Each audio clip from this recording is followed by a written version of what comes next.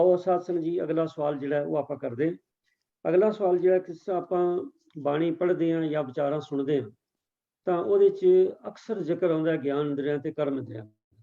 ਤੋ ਸੰਗਤ ਵਿੱਚੋਂ ਇਹ ਇੱਕ ਭੈਣ ਜੀ ਨੇ ਸਵਾਲ ਕੀਤਾ ਸੀਗਾ ਕਿ ਗਿਆਨ ਇੰਦਰੀ ਤੇ ਕਰਮ ਇੰਦਰੀ ਹੁੰਦੇ ਕੀ ਨੇ, ਇਹਨਾਂ ਬਾਰੇ ਸਾਨੂੰ ਥੋੜ੍ਹੀ ਜਿਹੀ ਐਕਸਪਲੇਨੇਸ਼ਨ ਭਾਵ ਡਿਟੇਲ ਜਾਣਕਾਰੀ ਦਿੱਤੀ ਜਾਏ। ਤੋ ਅਸੀਂ ਬੇਨਤੀ ਕੀਤੀ ਹੈ ਵੀਰ ਪ੍ਰਭਕੀਰਤਨ ਸਿੰਘ ਜੀ ਨੂੰ ਵੀ ਉਹ ਕਿਰਪਾ ਕਰਕੇ ਗਿਆਨ ਇੰਦਰੀ ਤੇ ਕਰਮ ਇੰਦਰੀ ਕੀ ਨੇ, ਇਹਨਾਂ ਦਾ ਸਾਨੂੰ ਚਾਨਣਾ ਇਸ ਬਾਰੇ ਪਾਉਣ ਜੀ। ਵੀਰ ਪ੍ਰਭਕੀਰਤਨ ਸਿੰਘ ਜੀ। ਵਾਹਿਗੁਰੂ ਜੀ ਕਾ ਖਾਲਸਾ, ਵਾਹਿਗੁਰੂ ਜੀ ਕੀ ਫਤਿਹ ਜੀ। ਕੀ ਫਤਿਹ। ਜੋ ਗਿਆਨ ਇੰਦਰੀ ਤੇ ਕਰਮ ਇੰਦਰੀ ਜਿਨ੍ਹਾਂ ਦਾ ਬਾਰ-ਬਾਰ ਗੁਰਬਾਣੀ ਦੇ ਵਿੱਚ ਜ਼ਿਕਰ ਆਉਂਦਾ ਹੈ, ਇਹਦੇ ਅਸੀਂ ਇੰਦਰਾ ਸ਼ਬਦ ਜੋ ਹੈ, ਇੰਦਰੀ ਇਸ ਤੋਂ ਦੋ ਅਰਥ ਕੀਤੇ ਜਾ ਸਕਦੇ ਹਨ, ਜਿਹੜੇ ਕਿ ਇਹਨਾਂ ਦੋਹਾਂ ਸ਼ਬਦਾਂ ਦੇ ਵਿੱਚ ਗਿਆਨ ਇੰਦਰੀ ਤੇ ਕਰਮ ਇੰਦਰੀ ਦੇ ਵਿੱਚ ਸਮਾਏ ਗਏ। ਜਦੋਂ ਅਸੀਂ ਗਿਆਨ ਇੰਦਰੀ ਵਿੱਚ ਇੰਦਰੀ ਕਹਿੰਦੇ ਹਾਂ ਤਾਂ ਇਹਦਾ ਅਰਥ ਇਹ ਹੁੰਦਾ ਹੈ ਕਿ ਉਹ ਜਿਨ੍ਹਾਂ ਰਾਹੀਂ ਅਸੀਂ ਜਾਂ ਸਾਡਾ ਮਨ ਗਿਆਨ ਪ੍ਰਾਪਤ ਕਰਦਾ ਹੈ। ਤੇ ਜਦੋਂ ਅਸੀਂ ਕਰਮ ਇੰਦਰੀ ਕਹਿੰਦੇ ਹਾਂ ਤਾਂ ਇਹ ਉਹ ਹਨ ਜਿਨ੍ਹਾਂ ਦੇ ਰਾਹੀਂ ਅਸੀਂ ਜਾਂ ਸਾਡਾ ਮਨ ਆਪਣੇ ਕਰਮ ਕਰਦਾ ਹੈ, ਭਾਵ ਆਪਣੇ ਜੋ ਹੁਕਮ ਹੁੰਦੇ ਹਨ ਮਨ ਦੇ, ਉਹਨਾਂ ਨੂੰ ਕਰਮਾਂ ਦੇ ਵਿੱਚ ਬਦਲਦਾ ਹੈ, ਕਰਮਾਂ ਦੇ ਵਿੱਚ ਮਤਲਬ ਕਹਿ ਲਓ ਹੁਕਮ ਨੂੰ ਅੰਜਾਮ ਦਿੰਦਾ ਹੈ। ਸੋ ਇਹ ਕਰਮ ਇੰਦਰੀ, ਗਿਆਨ ਇੰਦਰੀ ਦੋਵੇਂ ਹੀ ਮਨ ਦੀ ਮਦਦ ਕਰਨ ਵਾਲੇ, ਮਨ ਦੇ ਕੰਮ ਕਰਨ ਵਾਲੇ ਹਥਿਆਰ ਨੇ, ਔਜ਼ਾਰ ਨੇ, ਉਪਕਰਨ ਨੇ, ਟੂਲਸ ਕਹਿ ਲਈਏ, ਇਕਵਿਪਮੈਂਟਸ ਕਹਿ ਲਈਏ, ਸਿਸਟਮਸ ਕਹਿ ਲਈਏ। ਇੱਕ ਮਨ ਨੂੰ ਗਿਆਨ ਪ੍ਰਾਪਤ ਕਰਨ ਦੇ ਉਪਕਰਨ ਹਨ, ਇਹਨਾਂ ਨੂੰ ਗਿਆਨ ਇੰਦਰੀ ਕਹਿ ਦਿੱਤਾ ਗਿਆ, ਤੇ ਦੂਜੇ ਕਰਮ ਦੇ ਉਪਕਰਨ ਹਨ, ਉਹਨਾਂ ਨੂੰ ਕਰਮ ਇੰਦਰੀ ਕਹਿ ਦਿੱਤਾ ਗਿਆ। ਮਨ ਜੋ ਹੈ ਉਹ ਇੱਕ ਸੂਖਮ ਵਸਤੂ ਹੈ ਤੇ ਗਿਆਨ ਵੀ ਇੱਕ ਸੂਖਮ ਵਸਤੂ ਹੈ। ਸੋ ਗਿਆਨ ਜੋ ਪ੍ਰਾਪਤ ਕੀਤਾ ਜਾਣਾ ਹੈ ਉਹ ਵੀ ਸੂਖਮ ਹੀ ਹੁੰਦਾ ਹੈ, ਪਰ ਇਹ ਗਿਆਨ ਜਦੋਂ ਪ੍ਰਾਪਤ ਕੀਤਾ ਜਾਣਾ ਹੈ ਤਾਂ ਸਰੀਰ ਦੇ ਕੁਛ ਨਾ ਕੁਛ ਸਥੂਲ ਅੰਗਾਂ ਰਾਹੀਂ ਹੀ ਮਿਲਣਾ ਹੈ। ਸੋ ਇਹਨਾਂ ਗਿਆਨ ਇੰਦਰੀਆਂ ਦੇ ਵਿੱਚ ਤਾਂ ਅਸਲ ਅਰਥ ਤੇ ਇਹਦਾ ਉਹ ਸੈਂਸਿਸ ਹੈ ਜੋ ਸੂਖਮ ਅਰਥ ਹੀ ਹੈ, ਪਰ ਸਰੀਰ ਦੇ ਉਹ ਹਿੱਸੇ ਜਿਹੜੇ ਸੂਖਮ ਗਿਆਨ ਨੂੰ ਇਕੱਠੇ ਕਰਕੇ ਮਨ ਤੱਕ ਪਹੁੰਚਾਉਂਦੇ ਹਨ, ਉਹਨਾਂ ਨੂੰ ਅਸੀਂ ਗਿਆਨ ਇੰਦਰੀ ਕਹਿ ਦਿੰਦੇ ਹਾਂ। ਇੱਥੇ ਤੱਕ ਮਨ ਦੇ ਸਾਰੇ ਕੰਮ ਜਿਹੜੇ ਹਨ, ਉਹ ਗਿਆਨ ਪ੍ਰਾਪਤ ਕਰਨਾ, ਯਾਦ ਰੱਖਣਾ, ਉਹ ਇਨਫੋਰਮੇਸ਼ਨ ਜਿਹੜੀ ਆਉਂਦੀ ਉਹਨੂੰ ਐਨਾਲਾਈਜ਼ ਕਰਕੇ ਡਿਸੀਜ਼ਨ ਲੈਣਾ, ਨਿਰਣਾ ਕਰਨਾ, ਇਹ ਸਾਰੇ ਹੀ ਸੂਖਮ ਮਾਨਸਿਕ ਕੰਮ ਹਨ।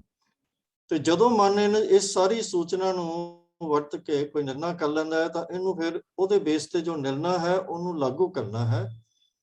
ਇਹ ਕਿਸੇ ਕਰਮ ਦੇ ਰਾਹੀਂ ਹੋਣਾ ਹੈ ਜੋ ਸਥੂਲ ਗੱਲ ਹੈ। ਕਰਮ ਜਿਹੜਾ ਹੈ ਸਥੂਲ ਰੂਪ ਵਿੱਚ ਸਰੀਰ ਰਾਹੀਂ ਕੀਤਾ ਜਾਣਾ ਹੈ, ਤੇ ਇਹਨੂੰ ਕਰਨ ਦੇ ਜਿਹੜੇ ਉਪਕਰਨ ਨੇ ਉਹ ਵੀ ਸਥੂਲ ਹੀ ਹੁੰਦੇ ਹਨ। ਤਾਂ ਉਹ ਹਿੱਸੇ ਸਰੀਰ ਦੇ ਜਿਹੜੇ ਕਿ ਸੂਖਮ ਗਿਆਨ ਪ੍ਰਾਪਤ ਕਰਕੇ ਮਨ ਤੱਕ ਪਹੁੰਚਾਉਂਦੇ ਹਨ, ਫਿਰ ਫੈਸਲਾ ਹੁੰਦਾ ਹੈ, ਤੇ ਫਿਰ ਉਸ ਤੋਂ ਬਾਅਦ ਉਹਨਾਂ ਦੇ ਰਾਹੀਂ ਅਮਲ ਹੁੰਦਾ ਹੈ, ਜਿਨ੍ਹਾਂ ਰਾਹੀਂ ਕਰਮ ਇੰਦਰੀ। ਇਹ ਸਾਰਿਆਂ ਨੂੰ ਮਿਲਾ ਕੇ ਜੋ ਆਮ ਤੌਰ ਤੇ ਅਸੀਂ 10 ਗਿਣਤੀ ਦੱਸਦੇ ਹਾਂ, 5 ਗਿਆਨ ਇੰਦਰੀ ਮੰਨੇ ਗਏ ਹਨ ਤੇ 5 ਕਰਮ ਇੰਦਰੀ ਮੰਨੇ ਗਏ ਹਨ। ਗਿਆਨ ਇੰਦਰੀਆਂ ਵਿੱਚ ਨੱਕ, ਜੀਭ, ਅੱਖਾਂ, ਕੰਨ, ਚਮੜੀ ਆਦਿਕ ਹਨ, ਜੋ ਗੰਧ, ਸਵਾਦ, ਨਜ਼ਰ, ਸੁਣਨ ਤੇ ਛੋਹ ਇਹਦੇ ਰਾਹੀਂ ਗਿਆਨ ਇਕੱਠਾ ਕਰਕੇ ਮਨ ਤੱਕ ਭੇਜਦੇ ਹਨ। ਤੇ ਜਿਨ੍ਹਾਂ ਰਾਹੀਂ ਸਰੀਰ ਦੀਆਂ ਕਿਰਿਆਵਾਂ ਹੁੰਦੀਆਂ ਹਨ, ਉਹ ਮੂੰਹ ਹੈ ਜਿਹਦੇ ਰਾਹੀਂ ਆਵਾਜ਼, ਹੱਥ ਪੈਰ ਜਿਹਦੇ ਨਾਲ ਹੱਥਾਂ ਨਾਲ ਪੈਰਾਂ ਨਾਲ ਅਸੀਂ ਚੱਲਣਾ ਫਿਰਨਾ ਜਾਂ ਹੋਰ ਕੰਮ ਕਰਦੇ ਹਾਂ, ਮਲ ਦੁਆਰ ਤੇ ਜਨੇਨ ਦੁਆਰ ਹਨ ਜੋ ਪ੍ਰਜਨਨ ਤੇ ਮਲ ਤੋਂ ਮੁਕਤੀ ਦੇ ਸਾਧਨ ਹਨ। ਤੋ ਸਾਖ ਮਤ ਵਿੱਚ ਇਹ 10 ਦੀ ਥਾਂ ਤੇ 11 ਇੰਦਰੀਆਂ ਮੰਨੀਆਂ ਗਈਆਂ ਹਨ। ਉਹਨਾਂ ਨੇ 11ਵੀਂ ਇੰਦਰੀ ਮਨ ਮੰਨ ਲਈ ਹੈ, ਜੋ ਅਸਲ ਦੇ ਵਿੱਚ ਇਹਨਾਂ ਸਾਰਿਆਂ ਦਾ ਰਾਜਾ ਹੀ ਇੰਦਰੀ ਹੈ। ਉਹਨੂੰ ਵੀ ਉਹ ਇੰਦਰੀਆਂ ਦੇ ਵਿੱਚ ਹੀ ਗਿਣਦੇ ਹਨ ਤੇ ਮੁੱਖ ਇੰਦਰੀ ਗਿਣਦੇ ਹਨ। ਇਹਨੂੰ ਮਨ ਵੀ ਕਿਹਾ ਜਾਂਦਾ ਹੈ, ਮਨਸ ਵੀ ਕਿਹਾ ਜਾਂਦਾ ਹੈ, ਅੰਤःਕਰਨ ਵੀ ਕਿਹਾ ਜਾਂਦਾ ਹੈ। ਤੋ ਇਸ ਤਰ੍ਹਾਂ ਇਹ ਸਾਰੀ ਚੀਜ਼ ਨੂੰ ਅਗਰ ਗੌਰ ਨਾਲ ਦੇਖੀਏ ਤਾਂ ਅਸਲ ਦੇ ਵਿੱਚ ਇਹ ਸਾਰੀਆਂ 10 ਦੀਆਂ 10 ਇੰਦਰੀਆਂ ਜਿਹੜੀਆਂ ਹਨ, ਇਹ ਮਨ ਦੇ ਹੀ ਔਜ਼ਾਰ, ਹਥਿਆਰ ਜਾਂ ਉਪਕਰਨ ਹਨ, ਤੇ ਮਨ ਦੇ ਦੋਵੇਂ ਕੰਮ ਗਿਆਨ ਲੈਣਾ ਤੇ ਕਰਮ ਕਰਨ ਦੇ ਸਾਧਨ ਹਨ। ਤੋ ਸਾਡੇ ਜੀਵਨ ਦੇ ਵਿੱਚ, ਖਾਸ ਕਰਕੇ ਧਾਰਮਿਕ ਜੀਵਨ ਵਿੱਚ, ਸਾਡਾ ਮੁੱਖ ਸਰੋਕਾਰ ਮਨ ਦੇ ਨਾਲ ਹੀ ਹੁੰਦਾ ਹੈ। ਮਨ ਦੇ ਸਹਾਰੇ ਹੀ ਸਾਡਾ ਜੀਵਨ ਜਿਹੜਾ ਹੈ ਹੈ ਉਹ ਚੰਗਾ ਜਾਂ ਮਾੜਾ, ਤੇ ਧਰਮ ਦਾ ਮਨੋਰਥ ਜੀਵਨ ਨੂੰ ਚੰਗਾ ਬਣਾਉਣਾ ਹੈ। ਤਾਂ ਧਰਮ ਦਾ ਮੁੱਖ ਸਰੋਕਾਰ ਜਿਹੜਾ ਹੈ ਉਹ ਮਨ ਨੂੰ ਸਾਧ ਕੇ ਚੰਗਾ ਬਣਾਉਣ ਦਾ ਹੀ ਹੁੰਦਾ ਹੈ। ਸੋ ਇਸ ਭਾਵਨਾ ਨੂੰ ਅਮਲ ਦੇ ਵਿੱਚ ਲਿਆਉਣ ਵਾਸਤੇ ਸਾਨੂੰ ਪ੍ਰਚਲਿਤ ਗਿਆਨ ਦੀ ਵਰਤੋਂ ਕਰਕੇ ਇਹ ਸਾਰਾ ਕੁਝ ਇੰਦਰੀਆਂ ਦੇ ਜ਼ਿਕਰ ਦੇ ਕਾਰਜ ਰਾਹੀਂ ਸਮਝਾਇਆ ਜਾਂਦਾ ਹੈ। ਤੋ ਜਦੋਂ ਇੰਦਰੀਆਂ ਦਾ ਜ਼ਿਕਰ ਕਰਕੇ ਵੀ ਸਮਝਾਇਆ ਜਾਂਦਾ ਹੈ ਤਾਂ ਮਨੋਰਥ ਅਸਲ ਵਿੱਚ ਮਨ ਨੂੰ ਸਾਧਨ ਦਾ ਹੀ ਹੁੰਦਾ ਹੈ, ਕਿਉਂਕਿ ਇੰਦਰੀਆਂ ਮਨ ਦੇ ਅਧੀਨ ਹੀ ਹਨ। ਤੋ ਇਹ ਗਿਆਨ ਇੰਦਰੀ ਤੇ ਕਰਮ ਇੰਦਰੀ ਦੀ ਜਿਹੜੀ ਵੰਡ ਹੈ, ਇਹ ਵੀ ਕੋਈ ਵਾਟਰ ਟਾਈਟ ਵੰਡ ਨਹੀਂ ਹੈ, ਕਿਉਂਕਿ ਨਜ਼ਰ ਨੂੰ ਗਿਆਨ ਦਾ ਇੰਦਰਾ ਮੰਨਿਆ ਗਿਆ ਹੈ। ਪਰ ਜਦੋਂ ਮਨੁੱਖ ਆਪਣੀ ਮੈਲੀ ਨਜ਼ਰ ਨਾਲ ਕਿਸੇ ਨੂੰ ਦੇਖਦਾ ਹੈ ਤਾਂ ਇਹੀ ਜੋ ਨਜ਼ਰ ਹੈ ਇਹ ਕਰਮ ਇੰਦਰਾ ਬਣ ਜਾਂਦੀ ਹੈ। ਦੂਜੀ ਉਦਾਹਰਣ ਅਸੀਂ ਭਾਈ ਕਨਈਆ ਜੀ ਦੀ ਸਾਖੀ ਵਿੱਚੋਂ ਲੈ ਸਕਦੇ ਹਾਂ, ਜਿਨ੍ਹਾਂ ਨੇ ਕਿਹਾ ਸੀ ਕਿ ਮੇਰੀ ਨਜ਼ਰ ਦੇ ਵਿੱਚ ਤਾਂ ਹਰ ਵਿਅਕਤੀ ਦੇ ਵਿੱਚੋਂ ਮੈਨੂੰ ਤੇ ਸੱਚੇ ਪਾਤਸ਼ਾਹ ਤੁਹਾਡੇ ਹੀ ਦਰਸ਼ਨ ਹੋ ਰਹੇ ਹਨ। ਤੇ ਉਹ ਇੱਕ ਦੂਜੀ ਉਦਾਹਰਣ ਹੈ ਕਿ ਕਰਮ ਜੋ ਹੈ ਨਜ਼ਰ ਦੇ ਰਾਹੀਂ ਅਸੀਂ ਕਿਸ ਤਰ੍ਹਾਂ ਕਰ ਸਕਦੇ ਹਾਂ, ਉਹ ਸਾਡੇ ਲਈ ਇੱਕ ਚਾਨਣ ਮੁਨਾਰਾ ਹੈ। ਸੋ ਇਹ ਵੰਡ ਜਿਹੜੀ ਹੈ ਇਹ ਸਿਰਫ ਸਾਡੇ ਸਮਝਣ ਦੀ ਖਾਤਰ ਬਣਾਈ ਗਈ ਹੈ, ਇਹਦੀ ਜ਼ਿਆਦਾ ਉਲਝਣ ਵਿੱਚ ਨਹੀਂ ਪੈਣਾ ਚਾਹੀਦਾ। ਅਸਲ ਸਾਡਾ ਮਨੋਰਥ ਜਿਹੜਾ ਹੈ ਆਪਣੇ ਜੀਵਨ ਨੂੰ ਸਾਧ ਕੇ ਚੰਗਾ ਬਣਾਉਣਾ ਹੈ। ਤੇ ਜਦੋਂ ਅਸੀਂ ਇੰਦਰੀਆਂ ਨੂੰ ਕਾਬੂ ਕਰਨ ਲਈ, ਆਪਣੇ ਅਧੀਨ ਕਰਨ ਲਈ ਜਾਂ ਸਾਧ ਕੇ ਰੱਖਣ ਲਈ ਚੰਗੀਆਂ ਬਣਾਉਣ ਦੀ ਗੱਲ ਕਰਦੇ ਹਾਂ, ਸ਼ੁੱਧ ਕਰਨ ਦੀ ਗੱਲ ਕਰਦੇ ਹਾਂ, ਇਹ ਅਸਲ ਦੇ ਵਿੱਚ ਤਾਂ ਇਹ ਮਨ ਨੂੰ ਕਾਬੂ ਕਰਨ ਦੀ ਗੱਲ ਹੈ। ਸਿਰਫ ਇਹ ਜ਼ਿਕਰ ਇਸ ਕਰਕੇ ਕੀਤਾ ਜਾਂਦਾ ਹੈ ਕਿ ਮਨ ਆਪਣੇ ਆਪ 'ਚ ਸੂਖਮ ਵਸਤੂ ਹੈ ਤੇ ਇਹ ਸਾਰੇ ਇੰਦਰੇ ਜਿਹੜੇ ਹਨ ਇਹ ਸਥੂਲ ਵਸਤੂਆਂ, ਜਿਹੜੀ ਗੱਲ ਸਾਨੂੰ ਛੇਤੀ ਸਮਝ ਜਾਂਦੀ ਹੈ। ਪਰ ਮਕਸਦ ਉੱਥੇ ਮਨ ਨੂੰ ਸਾਧਨ ਦਾ, ਮਨ ਨੂੰ ਆਪਣੇ ਹੁਕਮ ਦੇ ਵਿੱਚ ਕਰਨ ਦਾ ਤੇ ਮਨ ਨੂੰ ਚੰਗੇ ਬਣਾਉਣ ਦਾ ਹੈ, ਚੰਗੇ ਕਰਮ ਤਾਂ ਕਿ ਸਾਡੇ ਸਰੀਰ ਵੱਲੋਂ ਕੀਤੇ ਜਾਣ। ਤੋ ਇਸ ਤਰ੍ਹਾਂ ਇਹਨਾਂ ਨੂੰ ਅਸੀਂ ਜੋ ਕਰਮ ਇੰਦਰੇ ਤੇ ਗਿਆਨ ਇੰਦਰੇ ਜੋ ਹਨ ਉਹ ਅਸਲ ਦੇ ਵਿੱਚ ਮਨ ਦੇ ਸਾਧਨ ਹਨ।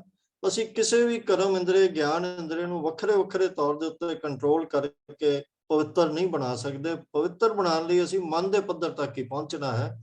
ਤਾਂ ਜਦੋਂ ਵੀ ਗਿਆਨ ਇੰਦਰੀਆਂ ਤੇ ਕਰਮ ਇੰਦਰੀਆਂ ਦੀ ਗੱਲ ਹੁੰਦੀ ਹੈ, ਅਸਲ ਦੇ ਵਿੱਚ ਮਨ ਤੱਕ ਪਹੁੰਚਣ ਦੀ ਹੀ ਗੱਲ ਹੁੰਦੀ ਹੈ।